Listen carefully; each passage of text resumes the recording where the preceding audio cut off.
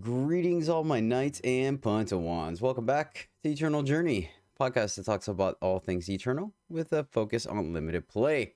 I'm your host, Jedi, and this week is episode 130 of the podcast, where we are going to be saying farewell to Unleashed. That's right, it's the Unleashed Sunset Show. But as usual, I want to introduce my great friends to the podcast, as usual, the ones that actually add content to this great platform. First off, the John Holio, the resident expert here at Eternal Journey. What's up, John? Hey Jedi, what's going on? Man, it's been so long, but I think we all needed a little break from this set. It just went on way too long, in my opinion. So I'm sure y'all can agree. I think it's par for course for Direwolf, right? I feel like every winter they kind of take it off, and I guess it's one of the smaller company benefits for them, and cons for us is essentially they don't have a team that's going to work the holidays. I feel like it slows down every winter, but I could be wrong. I don't know. Either way, this was just it's too much. Fair enough. Sitting across from us on the internet is the nice guy, the one that actually people like, and is our resident aggro player. That is Alex, aka Darth Herman, the _2. What's up, Alex? What's up, guys? I haven't hung out in quite a while. It's good to talk to you guys. I know, you being an adult, bro. I know. Quit adulting. Adult less. But either way, it's good to have you guys on the show. Before we get into it, I want to give a quick shout out to all our fans out there. You guys are listening to the podcast time and time again.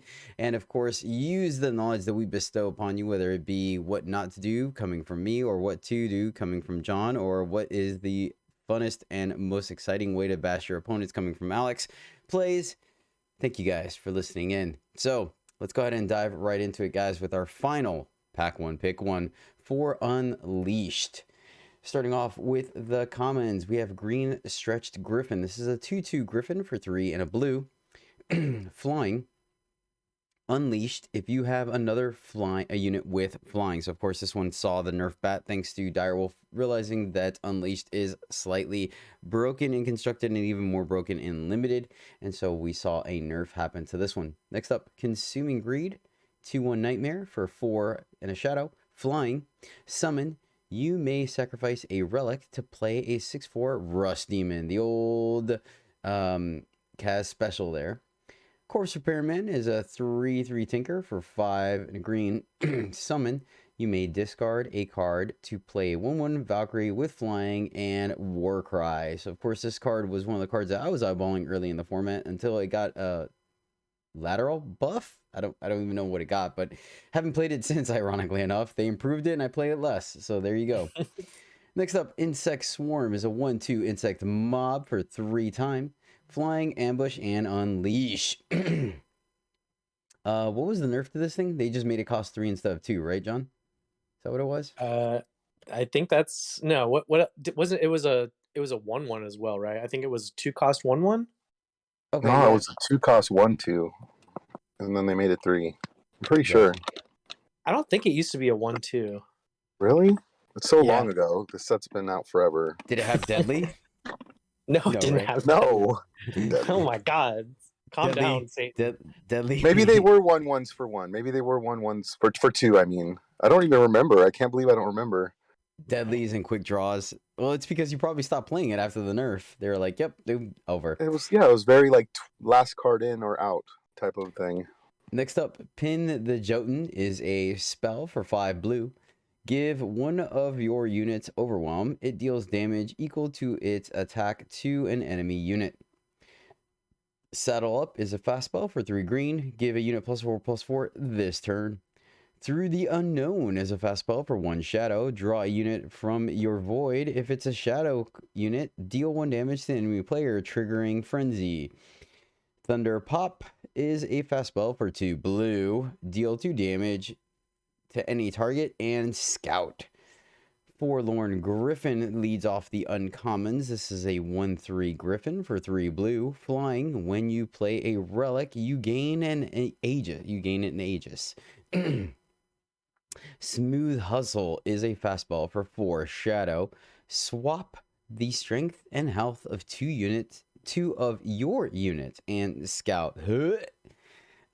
Street Gang is 4-2 Civilian Mob for 4 Shadow. Unleash, summon. The enemy player discards the top 3 cards of their deck. Deal 2 damage to them for each spell discarded this way. And finally, our rare Reno is Striding Skyline. This is a 7/7 Sentinel Mob for 7 red.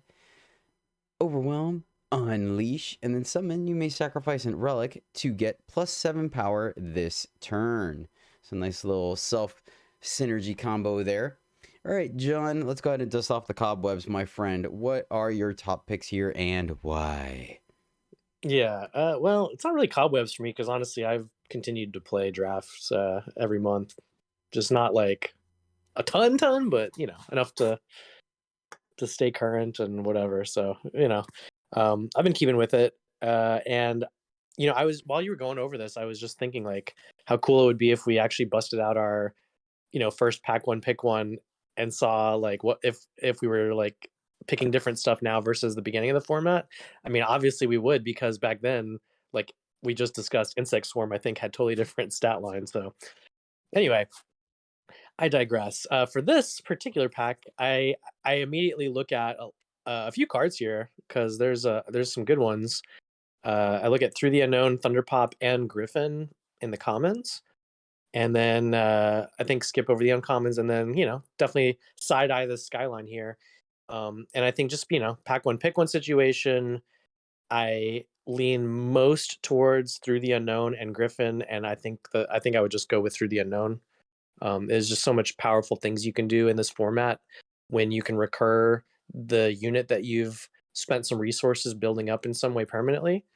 And it's like in a deck where you're doing that at all, it's a card I would want, basically any number of these Through the Unknowns I can get. And, I think it's a card I would splash if I'm not even really playing Shadow, as long as I have good enough units in my deck, which I mean, I think that's usually your goal. So yeah, I think I would pick Through the Unknown here. Yep, I am actually right there with you. I like Through the Unknown as well. 1 pip makes it easy splashable. It's a fantastic card. It improves your best card that you have. Well, as long as it's a unit. So yeah, I like it as well. Alex, what do you think? Yeah, basically everything John said, and Through the Unknown here, it's like the safest pick. It's gonna go in almost every deck. Yeah, I mean, a couple of other cards are okay. Even the rare is like okay card. I wouldn't necessarily first pick it, but definitely Through the Unknown for this pack. It's safest and it's the best card, I think. Yeah, I think if there was no great commons here, I would probably just pick the rare. It's a card I've played plenty in the format. It's like it's a 7-drop, but it's a very powerful finisher. So yeah, definitely. even if you don't get 2 of them or more out, even just the 1 is enough to finish most of the time. Yep. All right, well, that's going to be our final pack one pick one for Unleash, sending it off as we prep for, what is it, Behemoths of Theros? Is that what it is? Therio? Right. I think they're like It's Behemoths. Hold took on. 2 Magic sets and mashed them together for this name or whatever, right? Is that what it is? Let me double check now, real quick. I think that's Hold why on. we're all so confused about it. It's like, Okay, yeah. So it's like 2 letters off. It's pretty close. yeah. Behemoths of Theros. Though, honestly, I really hope there's some big things, because I'm not going to lie. I'm a Timmy at heart, man. I like playing giant behemoth-sized creatures and trying to do awesome things. I learned that the hard way when I was younger. I was like, I'm paying like 7 mana for this giant thing, and they're spending 2 mana to terror it. I'm like, this sucks. Yeah. The spoilers have looked pretty cool so far. So Yeah. whatever. So yeah. Speaking of spoilers, the next podcast we do, we'll probably go ahead and do a deep dive into the new mechanics for the set since they've all been spoiled already. So we'll be doing that. That way, once we go into the set review, we can kind of skip over the mechanics. And just be forewarned, we're probably going to take our time more than prior sets getting some of these out, right? Probably a few weeks in between. Just FYI to the listeners out there. Yeah, definitely taking a more casual approach to recording. I mean, yeah, just it's harder, so much harder to get all 3 of us like in a studio at the same time these days. So just fair warning. I'm probably still gonna try to do the set reviews back to back though, I think. Yeah, and then I mean, it might take a few more episodes than normal. Like we'll just play it by ear, but and it might it'll we probably won't have it out the first few weeks of the set, but We should at we'll least do the do commons. what we I think can. we can at least do the commons. I think, right? That's the important one. The commons and uncommon set. Right. I think so. Yeah, I I'll, mean, I'll do my best. So we'll figure it out. I'll talk to Mrs. Darth Herman too, and be like, hey, look, I I need the dude for 4 hours. Come on, just this once. Godspeed. I only ask it once a quarter, please. All right. So with that, let's go ahead and dive into our Sunset Show, where we pretty much just answer questions about the set. And I'll go ahead and throw in a disclaimer for me.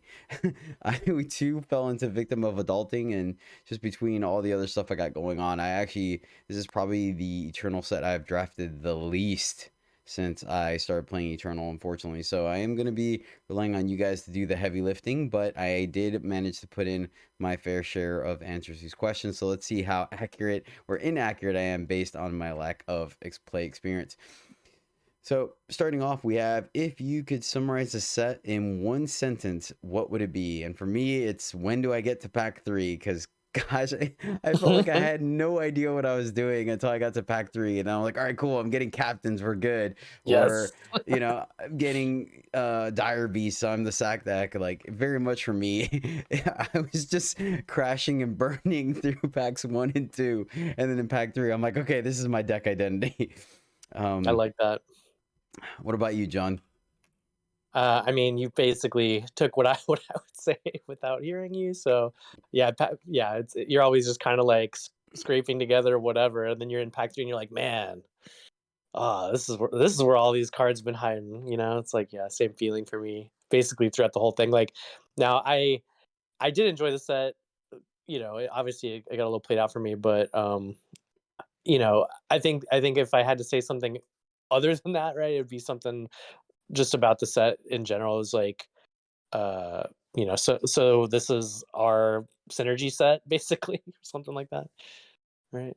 Yeah, It's like a very high synergy set for me. It felt until all the nerfs happened, it felt very build aroundy, right? If you were the Unleash deck, you had to build around Unleash. If you were the Frenzy deck, you had to build around Frenzy.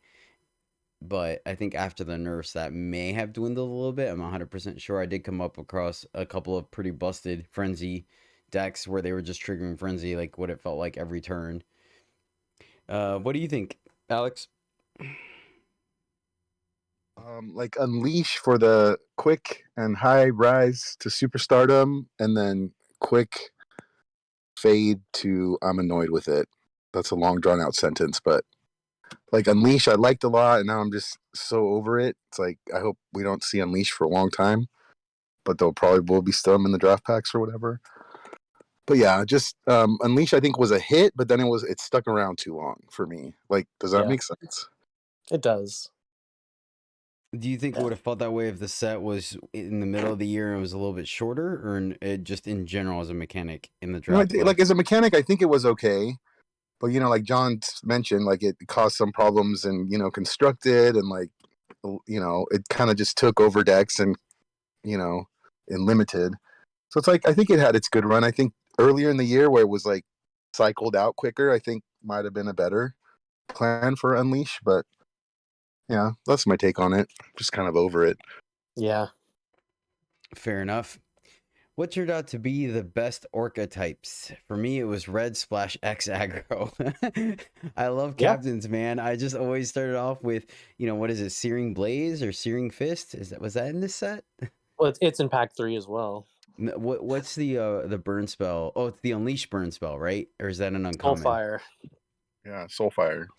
Yeah, Soulfire, and take whatever, curve starting red aggro cards, and then hope to open up 2, 3, 4 couple captains. Rebel Sharpshooters. Yeah, Rebel Sharpshooter, that was a good one. That was that's the standard one. Engravers. What was the good was the Frenzy one? I know you guys were a little higher on it than I was. I'm trying to think I think I just ended up taking it because red 2-drops were few and far between in the set. the 3-1 that when Frenzy gives it flying for a turn. I was kind of lower on it, and I think one of you, it might have been Alex, was like, "Hey, this card's actually pretty decent." So I started to Oh, take it's your a side great there. aggro card, but you just don't want your whole deck to be X1s because that you can just lose to that. Just the simple fact of that, right? Like you have to you can have some of those X1s in your aggro deck, like you definitely want some, but it's literally if your whole board is X1s, you're just going to get wrecked probably. Yeah, yeah, There's I too can many ways to punish that. for sure, Yeah. especially with Frenzy. But yeah, pretty much that was me always trying to be in red and then hope to open a couple of captains or the party crashers to finish off my top end. Plus there was that uh Valkyrie, the 3/2 that the draw you to. Oh So yeah. definitely thing's some great. definitely some incentive to be red. Do you guys have any other best archetypes to add? I'm sure Alex does. I mean, that includes basically the if madness with heavy red. I think is fine. Even a bad deck of with those cards in it is good. Seems like to me. So I can agree with that. Fair enough. Next up, which cards were you most wrong about during the set reviews? Which cards really surprised you one way or the other?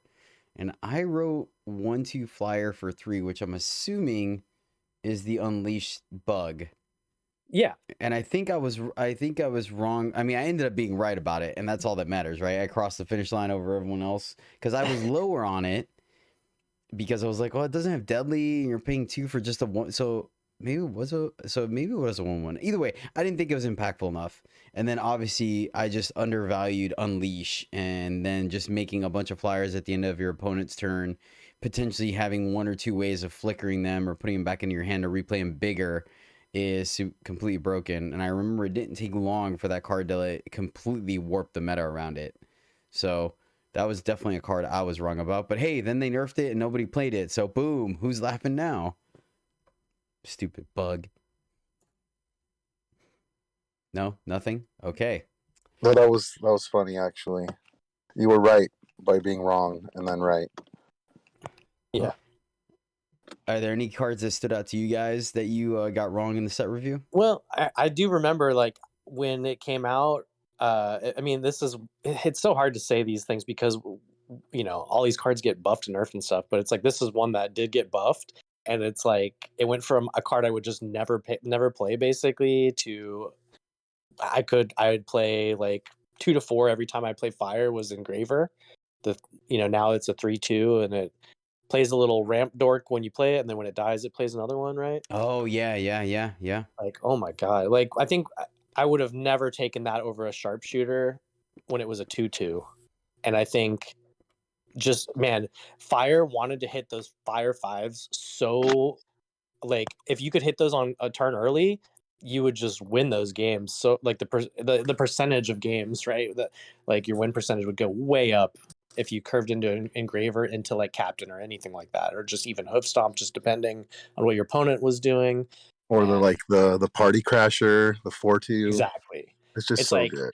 that getting that out of that turn ahead of time. Suddenly, you just get to eat, and there's like a decent amount of 1/4s for 4, right? It's like you get to now just eat that for free. It's like this crasher is Either insane now, yeah, and or of just course, like this was also alongside the crasher buff, right? It used to only be a 3/1, and now it's like now it punches up even harder. So it's like all those changes together made that my like most like I think that card was like basically it never made any decks to I'm playing at least 3 in any fire deck. I have an example like that too. Maybe this question could be better. What card after buffs or nerfs like became unplayable or just great? Like because the used to cost 3 and it made 2/1/1s with taunt the shadow card, and then they made it 2 and they made it fast, and well it might have been fast before, but 2 for 2/1/1s taunt. Now you're talking. Now I want like as many of those cards in my deck that I can get from like maybe 1 to unplayable. Yeah, So like that's a card that jumped up a collection. lot for me too. That's collection Collection rounds. rounds. Yeah. I agree. Yeah, they've definitely capitalized on the digital only platform. I think they've done a really good job of tweaking stuff where they're not. It's funny because they still end up making cards completely unplayable or not playable, or top notch when they do it, but they're really good. On the surface, it looks like they don't completely nerf, excuse me, or completely buff a card, right? For example, going back to John's the Engraver, the only thing they had to do was give it one more strength, and then all of a sudden this card is 100% more playable. But it's just tweaking those knobs just a little bit. And Yep. then same thing with the insect. They kept it exactly the same, just added one more power, one more power to the cost, and then it's borderline unplayable. So next up, what were the most underrated cards? I don't think you guys were low on this card, but I was. I didn't think it was that impressive. And I think we were too low, even as high as we were. I think we came up probably. Yeah, and this is Loot Strung Bro. This is obviously the one cost relic weapon that comes in. It deals 1 damage to any target, and then it's a 1/1. So I was very unimpressed with it because I was like, man, what can 1 damage do? What can a 1/1 weapon do? That sounds absolutely horrible. We've seen that before, and just in a format filled with X1s that matter, in a format that frenzy matters, this bow ended up overperforming time and time again, where people were not only running it in their deck but running multiples of in their deck. And I, even after you guys talking me up on it, I still wasn't very excited about it. But sure enough, I've lost to it a handful of times. Yeah, I mean this thing, like, you could really play a fire deck that started at Engravers if you had like 4 or 5 bows as your 2 drops. Like, you're good. It's like you could basically, a bow can kill any early aggression. They're either being you down with like a charge 3/2, or they played like two X1s. And either way, it's like the flexibility of this thing, being able to ping face, kill a guy, kill 2 X1s, like be a relic weapon, be a relic that goes to the void. It's just such a synergy card, as well as just good answer to all early aggro in the format, that it just overperformed every time. Alex, anything to add? Well, love me that card. Also, like, gets rid of a bigger threat, like for late, like tempo wise. You just got rid of a 3-drop with your 1 cost thing or whatever. So it's a pretty darn good card. And yeah, you could have 3 in the deck, even 4. Whoa, settle down there, Tiger. Yeah, why not? I will take your word for it. Next up, what were the most controversial cards? Oh yeah, Deuce is Wild, baby. I used to draft like 4 or 5 of these, man, because it just gets better. And once again, going back to I like drafting red. And the thing is I felt like it wasn't, as long as you were willing to take this as early as, let's say, pick 5, right? I think you could easily get more than enough in your deck to make this card worth it for me. You didn't have to sit there and windmill slam it, pack 1, pick 1, and be like, oh yeah, boys, we're going down this route. But I mean, they would easily come in between 4, 5, pick 6. And as long as you're willing to take them and not kind of sit there and be like, I'll get them when they're pick 11 and 12, you could get a good amount of these. And the fact that cantrip sometimes can get something on the way out, I don't know. I like this card. That being said, I think both of you guys absolutely hate it. So Yep, hate it. I mean, I had what I would consider is like the perfect deck for 5 or 6 of these deuces, right? I had like the sharpshooters, I had like other, I had like taunt units and things to go with it. It was just like units that make great use of these cards, and it was just, it was just bad, man, just bad. Like, there's like enough other combat tricks going on in the format, just generally speaking, where people are holding their fast removal, like, so it's just like your whole game plan is just kind of flawed, I think, in general. And then, yeah, no, we were all kind of open to the idea, I think, when it came out, and I think we tried enough of these decks where I personally I just refuse at this point, just absolutely not playing these cards. got you. Alex? Yeah, I'm like the same way. Like, I don't even consider it as a card in the pool.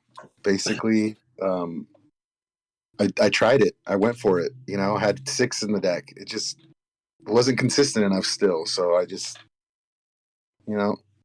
say I tried it for science even and didn't work. So Yeah, I've tried it multiple times. yeah, me too. Like a few times, a couple of times. Like, what's the threshold? Like 3. No, No, they're it's just 0. yeah, it's 0. They're just a waste. So there you go. Controversial. Yep. Just in our crew. Fair enough. What card had your favorite artwork? For me, it was a combination of Icicles because that was just the most evil looking Yeti raining down icy death on people, and then the Crinkle Boys. It's The just Creekle Boys, honorable mention for sure. It's just easy crinkles, right? I mean, and for the record, we totally provided you with with some mugshots we're still waiting for our Some Oh, boy. incriminating mugshots even. that's right. That's what those pictures were for in chat. Oh my gosh, I will do Yeah, it today. hopefully that happens I at some point. I will get the Crinkle Boys meme done today during D&D. I promise. Yes. I'm hype. I'm excited. Oh So the Creekle man. Boys, obviously, just because of what it represents. But Right. I love the art on Pelak. It's so sick. I love it. Just that old This old, like, I don't know, like, Molten guy. yeah, and it looks all cool and I don't know, artistic. Fair enough. All right. Crinkle Boys it is, man. Maybe we should rebrand the podcast. The Crinkle I mean, we are in Boys. Crinkle Boys studio down here. True. I had to rename it, and like 3 people in the team chat were like, bro, that's epic. I'm like, it's so good. Crinkle Boys. All right. Next up. What were the best build around cards in the set? I mean, Unleash cards, right? But I guess with the honorable mention and Frenzy. Is there anything else? Yeah, I'm on Frenzy. Better build arounds. Like Unleash kind of just worked by itself good usually.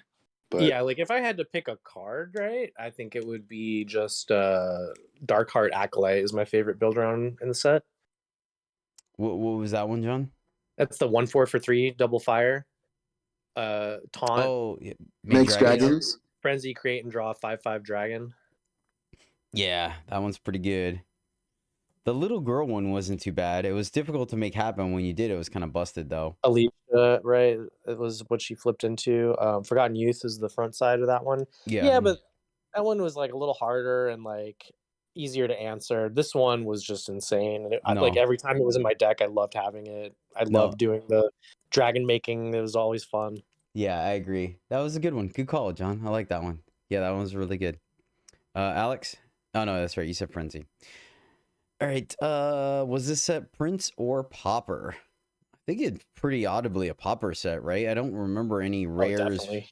I don't remember any rares being completely broken that was just like, oh my god, why is this in the format? No, there's some powerful ones, but it's like none of them are. I mean, I think we've all groaned at one point or another to Menagerie, right? But Oh yeah, that got appropriately nerfed. And honestly, like my win rate even before the nerf was fine because I was already putting cards that answered in my deck. So I don't know. And like I'm willing to play it myself. So like it's like Yeah. Well, you know, even I then, never want to complain about a card that I'm playing myself too much, right? It's like Yeah. well, and then even that one rare doesn't. I mean, once again, right? We're talking about the set as a whole, and if one rare is the only problem, then it's definitely a Popper set. right. Well, I mean, at some point, you know, it's just like you just kind of adjust your play a little bit. It's like no matter how much you need to hit this power drop, I'm not inscribing this. You know, what's the time one that can kill Menagerie? Like Dismantle. right? It's like my opponent is already showing Argenport colors. I will never inscribe this dismantle this game. Like it's just that simple, right? It's like but yeah, like you know, especially wasn't really the boogeyman by the end of the set. So easily a Popper set, right? Like it's all about your commons and how they synergize. It's like not every fire card belongs in this type of fire deck kind of stuff. Look, you know, it was those kind of cards across the board. Yeah, well put, John. The It's a Bad Card, but I love it anyways award goes to Lake Terror, the 3 power 7/6 that Frenzy to ready it. I don't know. I mean, I think I put it in one deck, and I think that one deck actually had 2 of them. I think I saw one, I don't know, let's say pick 4. I was like, let me see. I'm in time or whatnot, or maybe I was in blue. And I found myself in blue quite a bit. And then I think I opened one in pack 3 or something like that. I was like, all right. and it didn't really work out for me. But I think, John, you said that at some point BK played it against you, or was that in It was like constructed? week one of the format. Yeah, I got memed on. Right. I mean, BK has a reputation of that, though. I had one other person do that to me during this whole format too. So I mean, it was definitely one of those wacky build arounds, man. And like, yeah, if you got wrecked by that, you probably deserved it. I mean, it's definitely powerful, right? 7-6 on a 3 power is pretty. It's definitely something not to gawk at or whatnot, but it does take a little bit of work. Alex, you got any bad cards that you love to play with? Uh, this was hard to come up with something. I'm trying to think. I'll come back to you if I think of anything. All right, fair enough. Next up, I literally never win with it, but it always seems to beat me card. Unleash cards for me. I don't know what it was. I could have the most busted unleash card or deck, and every time I would unleash, I never could unleash enough, or I didn't have the mana to do it, or the window, or like I would unleash and my opponent would have an answer to all of them. It was just, I don't know. I would get absolutely demolished by unleash, and it never came together for me, unfortunately. But I mean, that's pretty par for course. If anyone's been part of the podcast, you guys know I'm just straight up terrible bad at this game. So, Well, that's easy. Cabal Associate for me. which The one's that one? Shadow 1-drop. It's a 1/2 frenzy +1 attack. Oh, okay, okay, yeah. Yeah, like that's such a dorky card, but like I like at least 5 or so times this format, I have just been trounced by someone just going all in on these things. Like, turn 1, play 1, turn 2, play 2, turn 3, like Kill bow your or thing, swing. whatever. Yeah. Or like turn 2, play another one and bow or whatever. And then it's like, I'm over here obviously playing a greed pile and I didn't draw what I needed to not just die. And it's like, yep, turn 3, I can already just concede. Oh my god. Yeah. And then, of course, when I try it, just never draw the cards in the right order and just die. Fair. Alex. Yeah, that 1/2 is kind of like I want 3 or 4 in the deck, or I'm not playing the deck right. Like I don't want just one of those guys or something. And I'm just like unleash shenanigans, like when after the nerf even to the flyer, when they still play out the double doors, I'm like, oh great. Now they're gonna be doing unleash stuff. Like just I guess bad unleash cards that I hate losing to. Like that flyer's bad, but when they're like making 3 in a turn and the last one's a 4/5 or whatever, it's like, okay, you win. Good job. GG. You got me. You got me with your shenanigans. Shenanigan fool. Number 11. What was the my opponent played this, so now I must quit or win or what was my opponent played this, so now I must win or quit Eternal Forever card? For me, it was the OG Lab Minions. Lab Minions are now a 2/4 that scout for 4, but they used to be the 0/3 that would scout for 2, 1? 3, 1. Maybe it was 1. Either way, it was an 0/3. Like, there's no reason to put this in your deck, and some people did, and so I was just like, all right, we definitely gotta batten down the hatches and take this one down, because there's no reason why opponent that's playing that should take me down. So that was my bad card that I don't think anyone should be playing. I guess both of you are just gonna go with Deuces Wild. No, I would go with like one of these absolutely unplayable shadow cards, like Pick Clean or Egg Snatch. Oh my god, Egg Snatch, you're right. And I saw an opponent play both these cards at least once during the format. So Oh, you did? I did not have that displeasure. Definitely. Dude, I remember Egg Snatch during the set review. I was sitting here trying to process in my brain so hard what part of this card is not horrible, and I just couldn't figure it out. I'm like, why would you even do this? This card is just straight all bad. All right. Next up, what was the biggest groan test? Or in John's terms, oh my god. Yeah, I think it's a unanimous Poacher's Menagerie. Yeah. I mean, yeah. Yeah. Even fair enough. even with ways to deal with it in my deck, and even being ridiculed for the ways that I have in my deck to deal with Menagerie. That card is still I swear, like I've had more played against me and like than I've got to play for sure. And then every time I play one, it always gets dismantled with their answer, and like I just get wrecked by it so much that I hate that card. So that's my biggest grown test for sure. Fair. Next up, what was the most frustrating bad card to lose to? What card will you not miss playing against? What card really annoyed the crap out of you? Film Adept, right? That's the blue 0/3 flyer that Frenzy gets +1 and can hit the opponent's draw card. So I mean, that's definitely not a bad card, right? So that one annoyed the crap out of you? Yeah, or? yeah. That one annoyed the crap out of me because it's kind of going back to what Alex said, where Right. you'd sit there as an 0/3 and you're like, okay, how bad could this be? And I'm sitting here in my hand and thinking about my deck. I'm like, okay, I may have 1 or 2 answers to this thing, but my opponent just continuously figures out how to ping Frenzy and then hit me with it to draw into more Frenzy cards. And I'm just like, oh my God, like I can't deal with this stupid freaking flyer. And I just end up getting wrecked by it. So it was just one of those things where it wasn't obvious on the front side of it how you were going to lose. It was just incremental value turn after turn after turn. And you're just sitting here like, eventually there's going to be a turn where they can't activate it, right? And they're just like, nope, I'm just going to keep activating it. Oh. So yeah, I won't miss that card at all. I mean, granted, it's probably me being a bad beat. At the end of the day, I just got outplayed by better players, right? But it is what it is. It wasn't like they just played this awesome legendary card that's an auto win and they just smashed me with it. So that's mine. I don't know if you guys got anything to add. Probably not.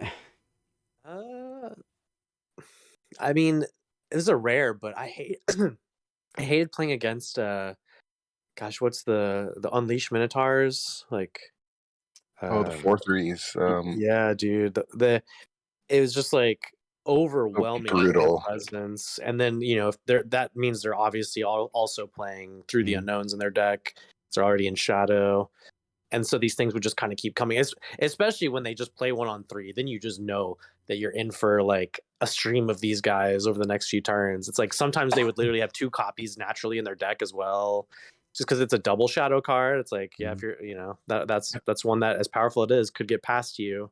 And then with the collection rounds, on top of all that, it had just like a super obnoxious voice line when you played it too. It was like just you just wanted to quit the game. I don't even know what it says. That's hilarious. Yeah. It must be annoying if you're pointing it out, though. You know what card is annoying? That the green 1/2 with you just mentioned it. What is it? Is it Threat? What's the name of the mechanic? With Taunt. I like that, the 2-drop, actually. But so what bugged me is they would play it, and I'm like, okay, cool.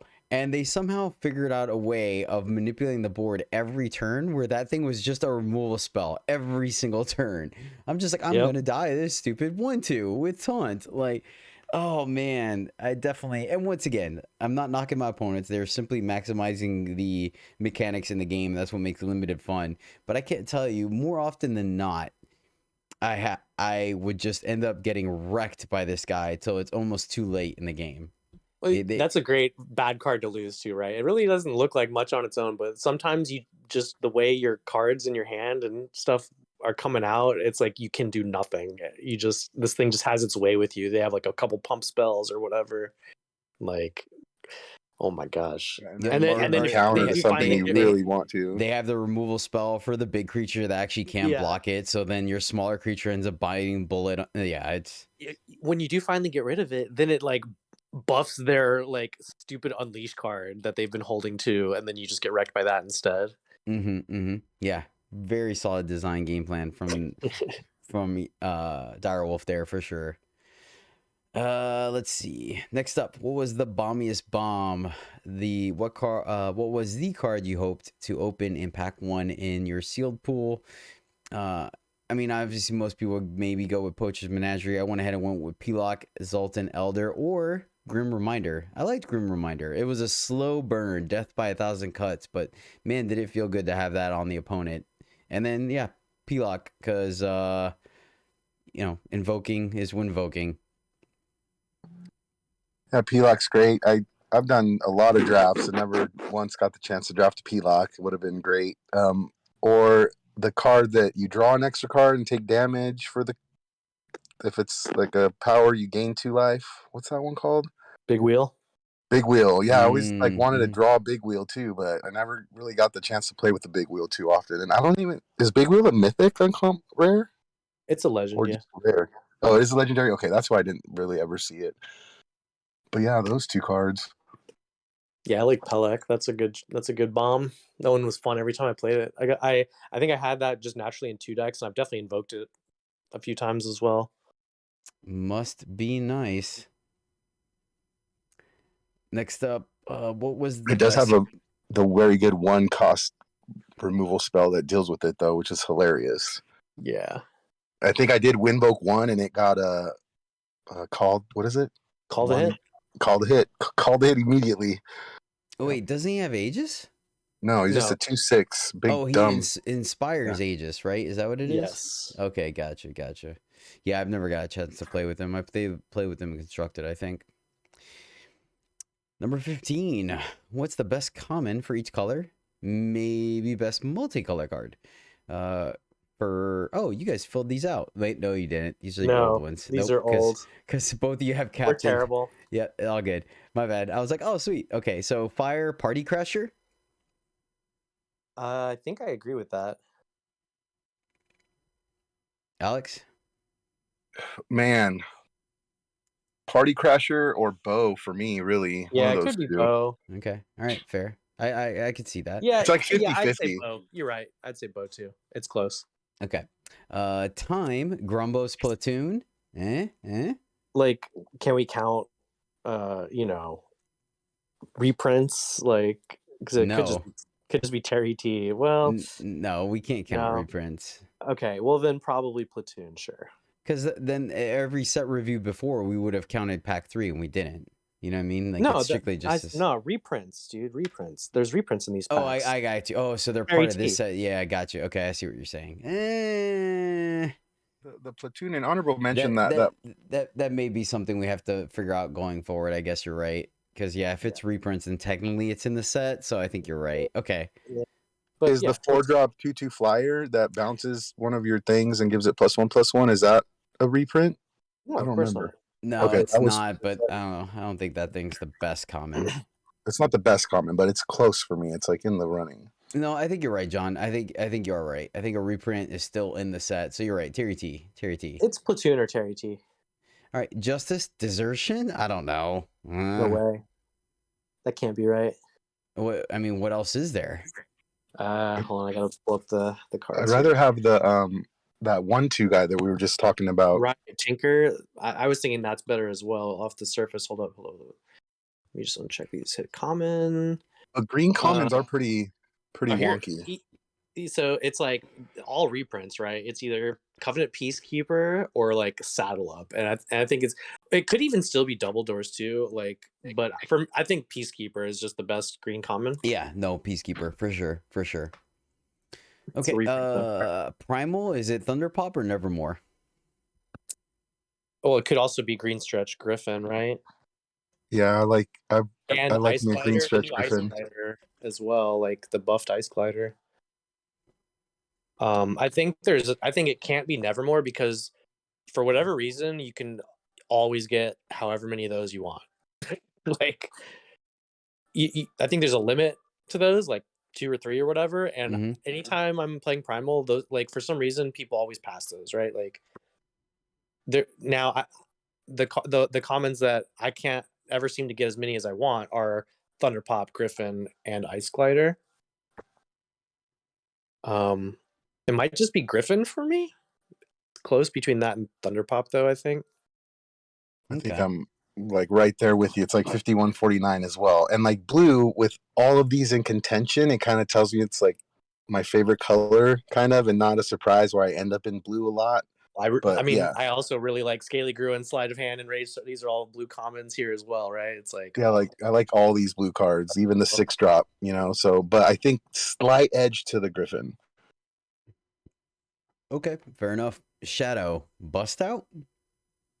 Through the Unknown. Through the Unknown, yeah, and then collection Oh, rounds yeah. got a lot better after. Oh yeah, you're right. Through the Unknown is just cheaper and all around. Yeah, okay, fair. Best uncommons for each color: Fire, Soulfire, Probably. or the 3/2 Valkyrie. It could be Acolyte. It could be Gorillas. It could be the even 3/1 could be that the kills. Collector. The Yeah, Armaments red was just Collector. so deep in this set. Red uncommons are sick. And then buffed Rocky Ride is great too. I don't think it's quite on the level with these ones. Man, for me it's man. Ooh, I think I'm on Soulfire just because it's so badass. just Soulfire. That works for me. Yeah, it's close though, right? Man. It's really close. Yeah, I mean that's just like the most powerful one of these cards. Yeah, you can just it could like practically wipe a board. It could just kill someone. It's fast, so good. That works All for me. Okay. Time Praxis Duster or Ambusher. Insatiable Bug. Oh, Bug is just so good. It's I just think so it's just good. Bug for me. Okay. Yeah, All right. Justice. you have to like deal with it. It takes over the game. Just it's leave the battlefield effect, you know. I will take your word for it.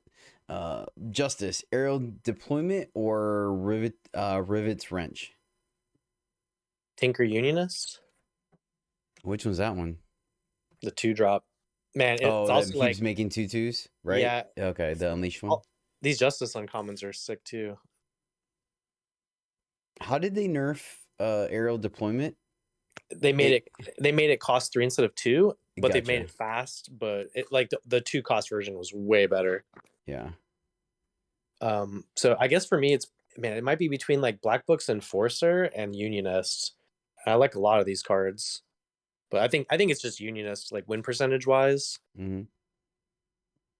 Alex. Man, there's a lot of these good cards too. I'll say the Enforcer 4/4 for 4. Just Cool. it goes Okay. really good with some stuff you can do early and just buff a big dumb early unit. Yeah, I mean it checks out. Let's see, where am I? Primal Icicles, right? No, What's the uncommon that's better than Icicles? the New Crinkle Jotun Boys, Runt. New Jotun Runt is sick. Wind Screamer is great. Crinkle Boys. right? I Flash think Crinkle Flood. Boys I over think it's Crinkle the Boys Brunt. too. Yeah, the I think Brunt's it's so Crinkle good. Boys. Okay. I agree. All right, fair enough then. There's My so many bad. good primal cards here. Wow. Well, at least they knocked it out of the park with uncommons in this set. They Really really good. did. All right, Shadow. Lights Out. Bell Tower Shot. I love me both of yeah, those that's a good one. cards. Yeah, That's a Bell good Tower one. Shot, dude. Yeah, Hit the the hand if you don't flexibility. have a unit, you know. Dude, Yeah, that was like no. the highest win percentage card from it's like one of those stats that they track for Magic, right? It's like in your game card in hand percentage. This like literally if I started my game with this card in my hand, I feel like I had 100% win rate basically. And I Yeah. asterisk like it was a reasonable starting hand with this card in it. Let's just say that. And then multi-faction Skycrag Adept. That's like probably my favorite card in the set. I mean, Yeah, the Sky Crag and then the Feln Adepts, both of those. Fair. All right, Like, and if I'm in that trio of colors, I'm doing something right. Yep. What was the mythic uncommon or legendary uncommon for the set? For me, I think it's Forensic Analyst that turned into Chief Investigator West. Just give you armor, give you a beater in the air, just all around strong card. But I could be wrong. I don't know. What do you guys think? Crinkle Boys? No, I don't think that's a mythic uncommon. I think it's got to be like Darkheart Acolyte for me. Which one's that? It was the one we talked about earlier, the 1/4 that just pops out. Oh, the dragons. 1/4 that makes dragons. Makes dragons. Just so powerful. Yeah. It doesn't ask too much to build around. It just feels like a mythic effect, Yeah, you're not wrong. You're not wrong. Just I getting a guess bunch of free if it 5/5s. played the dragons, maybe that would make it a Yeah. legend instead of an uncommon. Yeah. Well, and then of course, like the thing is too, is that your opponent is probably gonna burn at least one removal spell to get rid of the 4/5, and you still have the 5/5s. So Yeah. yeah, I mean, I and could definitely sometimes see just it. that 1/4 taunt would just demolish an opponent's early game, like on its own. Mm-hmm. Let's see. What's the worst card in the set? The biggest blank, the most last picked. Counting Room Cursed Relic, right? The one that like closed off your opponent's graveyard. No, that one was definitely played against me multiple times. I think it's one of those shadow cards I mentioned, I think, for me. I mean, but Pick did it clean do or- anything when they played it against you? Pick clean did absolutely nothing ever. So I think that's probably the biggest blank. I've seen someone play Egg Snatch and have it hit a relic in their hand, right? So it's like, Okay, fair. And I've had someone play Counting Room, and then I'd be like, well, I guess I can't play my Through the Unknown now, but still just beating them down or whatever. And people would play Counting Room unironically to then like you'd see it most often in like Rakano, I think, where they were just trying to get some random relics going for their skylines. Mm-hmm. Yep, that's where I've seen it as well. Oh, and then it also happens to be a random relic, so you'd see it occasionally just pop out of a roll from a Rivet's Wrench, and the opponent's like, I guess I'll play this. My opponent's playing Shadow. Gotcha. All right. Which card was the most begrudgingly playable?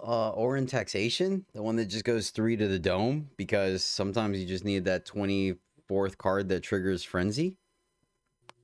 Wow. Wow, get it! Wow. The sheer judgment oozing out of No. that. Wow. All right. For me, was the zero cost 1/1 that can't block. I actually put that in a couple decks. There you go. Yikes. It was a Flyers deck. That Flyers get bigger, and it had a really good reason to be in the deck. Trust me. For me, maybe Zealot of Shafkan. That's like a begrudging playable that's made a couple of my decks. Hard to cast 2-drop, right? Hard to cast 2-drop. Yep. Yeah, that pings the opponent for 2. Sure. All right. Let's see. Is there a card that you'll miss drafting? Dark Heart Acolyte. Skycrag Adept. I just love these blue cards, like Crinkle Boys and all those blue cards. They're all fun. Let's see. What was the Johnniest card, the Jediest card, and the Darthest card? For me, the Valley Whisperer, right? That dude that just gave Unleash to all your big Timmy cards in time. Yeah. For Alex, pretty easy Dasher. Get in there, get your opponent dead, go face quickly as possible. That's in the other pack, guy. Oh, it is from the other. It is from the other set, but yeah, whatever. All right, well, my bad. And then Stolen Augmentation because Windvoke for John. That's the wrong set too, Jedi. Well, maybe if someone would fill out the show notes, then I wouldn't be freaking punting. Rip. No, I mean, if I had to pick a card to represent me, it's like Feln Adept. Like, even though I like Skycrag Adept more, I think that's just because of the, it's just so much easier to play and win with that card. Feln Adept it was more of a build round. It's just so satisfying when you're doing that, right? But it didn't always do the thing that you're trying to do. Sometimes you just wouldn't draw an enabler during the game, right? But man, Skycrag Adept, even if you didn't draw the spell out of your void, you're still just playing a 3/3 flyer that can win you the game. It's like just always great. Let's see. Which card was the most begrudgingly? Oh no, I did that. Dark Heart, Johnny's card. We already talked about the soapbox, but not really because I don't really stream. I have Saboteur. What about still have to read it when it's cast against you? I said any of the flip once something happens card. Oh yeah. There you go. Like we've been talking about the show, all the ones that have a certain stipulation to flip them over, like give all your guys deadly or the lonely child and all those cards. I just didn't see them enough to where every time I had to see like, all right, what's on the back side of this? What about you, Alex?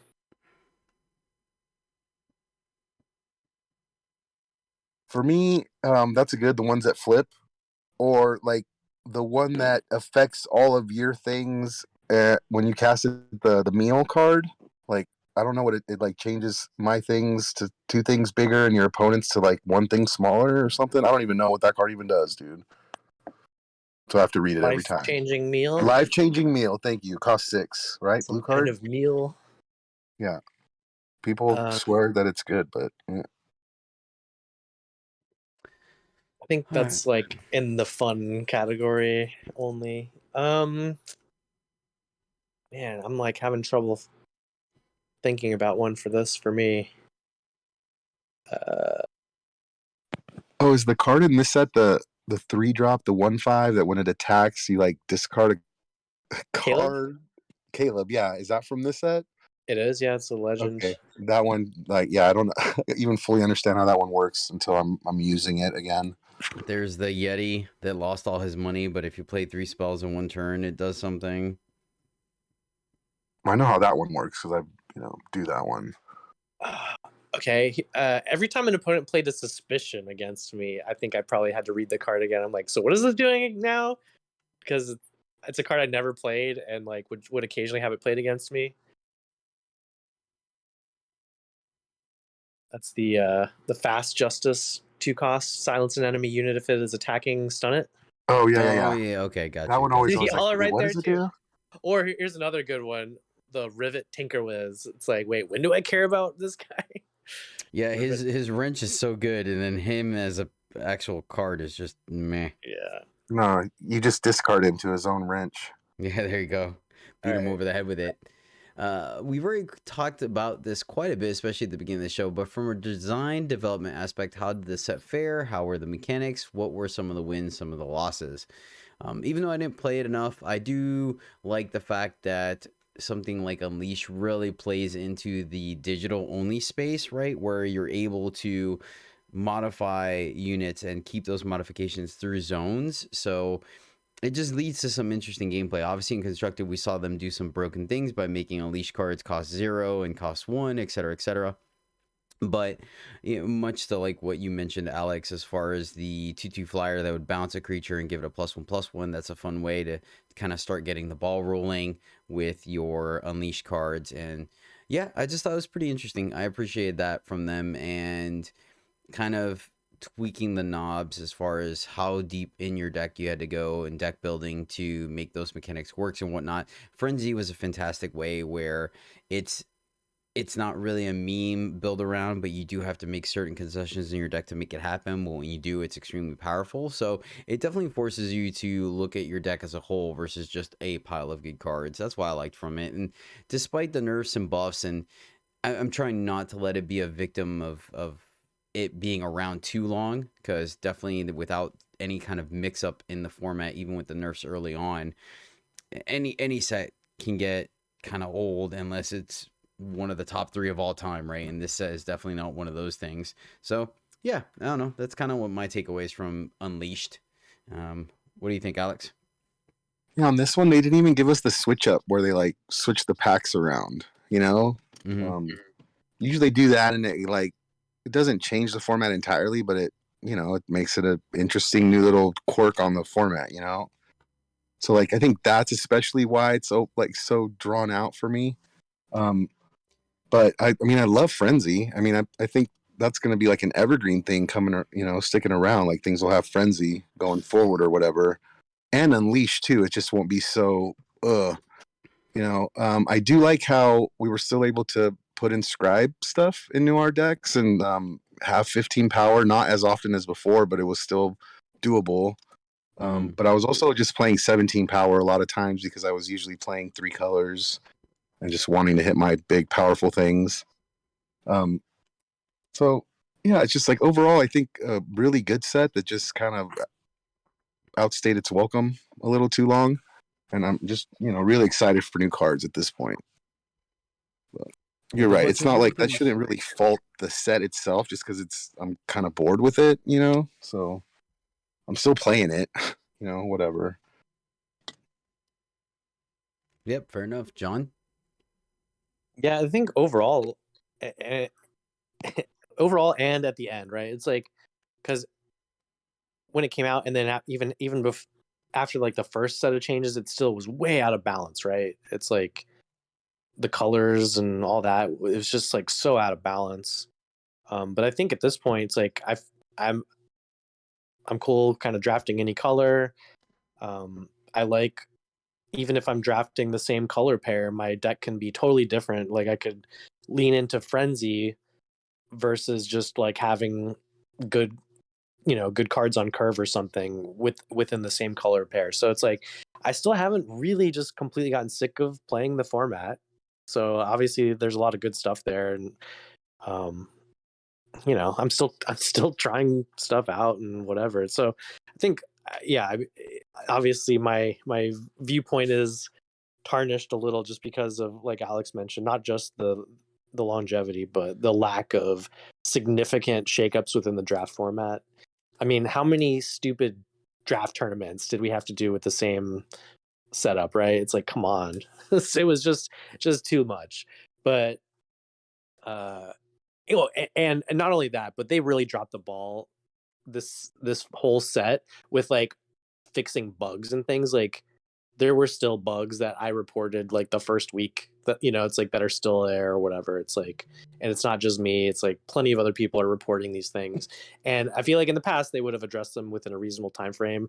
And maybe, it just seems like they're working with like a skeleton crew, or they like, we've been introduced now to some new people there, and we know some people have left and things. So there's obviously been shakeups going on, and so maybe it was like also, you know, just some of that turnover time or whatever. But it's like they're just not fixing these bugs that I feel like things like that really should be addressed. It's like that's not so much an opinion, right? It's like it's totally our opinion whether we're sick of mechanics or sets, and whether we think they need to rotate faster or shorter. Like those are knobs that can be tweaked, but it's like just not fixing egregious bugs. I think that's just not a good look, no matter what, right? It's like, Well, and then the more so for limited as well, right? Because these bugs that are something a mechanic, not even mechanic of the game, a mechanic of the platform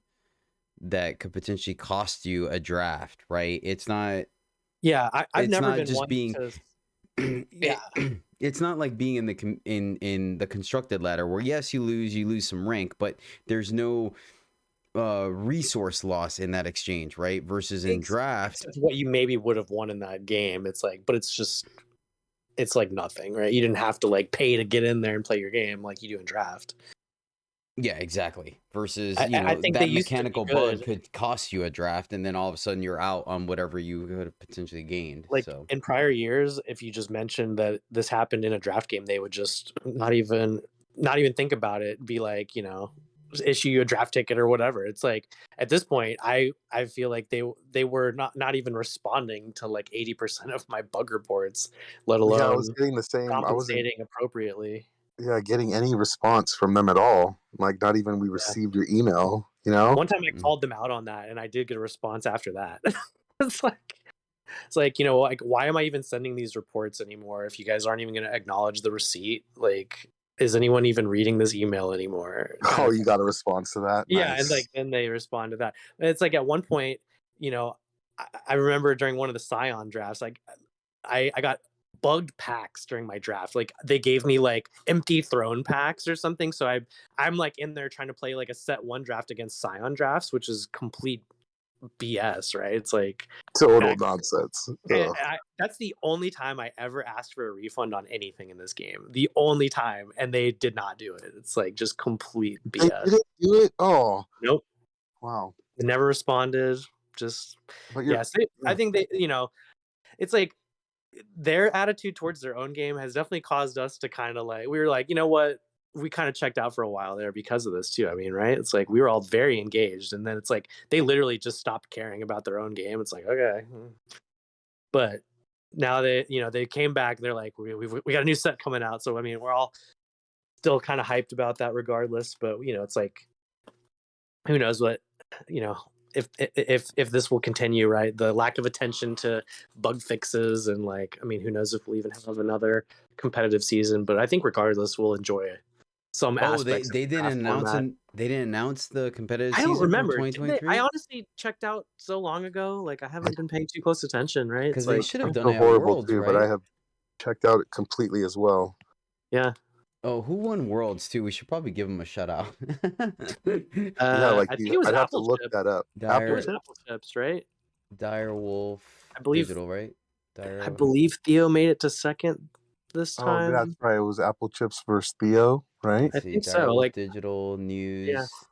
Let's see, where is it? Behemoths.